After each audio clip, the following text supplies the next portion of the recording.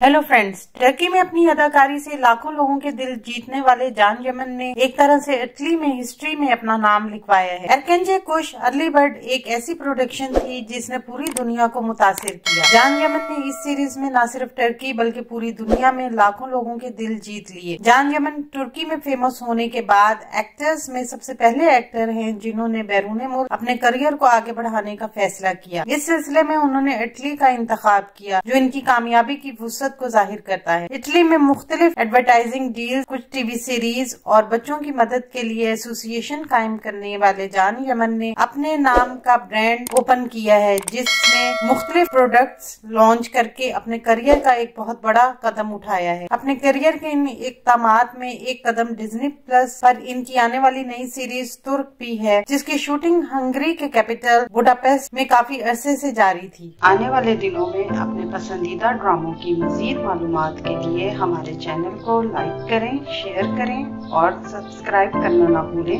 शुक्रिया।